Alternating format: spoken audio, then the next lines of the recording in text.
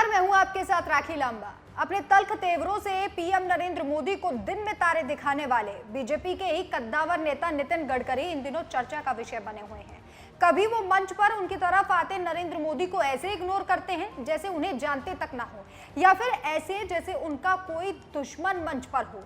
कभी वो बीजेपी को ही वॉशिंग मशीन को लेकर दिए गए अपने बयान को लेकर चर्चाओं में आ जाते हैं। लोगों का मानना है कि बीजेपी के पास ऐसे कई मंत्री हैं जो मोदी को टक्कर दे सकते हैं, लेकिन उससे पहले ही मोदी उन्हें किनारे लगाने की कोशिश में जुट जाते हैं। इसमें केंद्रीय गृह मंत्री अमित शाह भी उनका पूरा साथ देते हैं। इससे पहले भी दो ऐसे चेहरे जिन्हें मोदी शाह की जोड़ी ने किनारे लगा दिया था, जिनका नाम मोदी और शाह से ज्यादा फेमस होने लगा था। वो नाम है रविशंकर प्रसाद और मुख्तार अब्बास नकवी। इसी तरह अब शीर्ष नेतृत्व दो और मंत्रियों को किनारे लगाने की कोशिश में जुटा हुआ है, लेकिन ये मंत्री अपने काम के दम पर टिके हुए हैं क्योंकि इनकी तारीफ विपक्ष भी करता है। हालांकि नितिन गडकरी एक ऐसे नेता है जिन्हें झुकना बिल्कुल पसंद नहीं। गलत बात पर वो मोदी की भी नहीं सुनते, उनसे भी भिड़ जाते हैं। लेकिन इसके बाद एक सर्वे में खुलासा हुआ है कि अगर मोदी के रिटायर होने पर किसी को कुर्सी मिले तो वो कौन होगा। इंडिया टुडे के इस सर्वे में सामने आया है कि पहले नंबर पर अमित शाह, दूसरे नंबर पर सीएम योगी और तीसरे नंबर पर गडकरी और चौथे नंबर पर होंगे राजनाथ सिंह।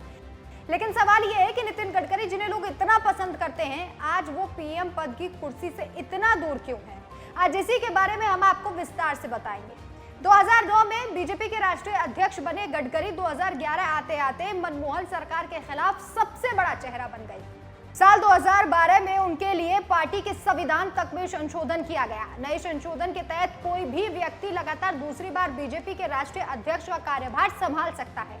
2013 में अगर नितिन गडकरी दोबारा राष्ट्रीय अध्यक्ष बनते तो उनका कार्यकाल 2015 तक होता। आज राजनीतिक हालात कुछ और होते, लेकिन 2013 में तेजी से बदले राजनीतिक घटनाक्रम में गडकरी को इस्तीफा देना पड़ा।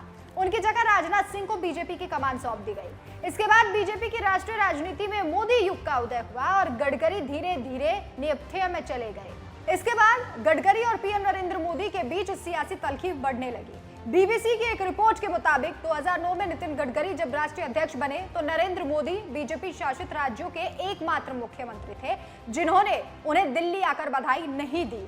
दूसरी बार ये तल्खी उस वक्त देखने को मिली जब संजय जोशी को 2012 में गडकरी ने यूपी चुनाव का प्रभारी बना दिया। हालांकि यूपी चुनाव में पार्टी को सफलता नहीं मिली तो संजय जोशी को इस्तीफा देना पड़ा।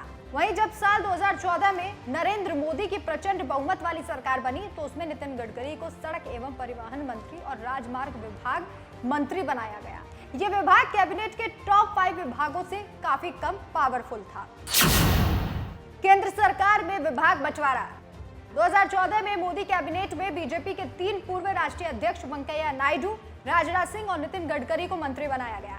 राजनाथ सिंह को गृह और नायडू को शहरी विकास, आवास, गरीब उन्मूलन और संसदीय कार्य मंत्री बनाया गया, जबकि गडकरी को सिर्फ सड़क परिवहन और राजमार्ग विभाग का मंत्री बनाया गया। लेकिन इसके बाद भी नितिन गडकरी ने अपना कार्यकाल बखूबी निभाया है और इसी का उदाहरण है कि आज विपक्षी भी उनकी तारीफ करते नहीं थकते। इसके बाद ये खाई धीरे धीरे बढ़ती चली गई। माना जाता है कि जो भी मोदी शाह से फेमस होने लगता है उन्हें ये जोड़ी किनारा करने में लग जाती है। बहरहाल सर्वे के अनुसार गडकरी इस पद की रेस से काफी दूर नजर आ रहे हैं।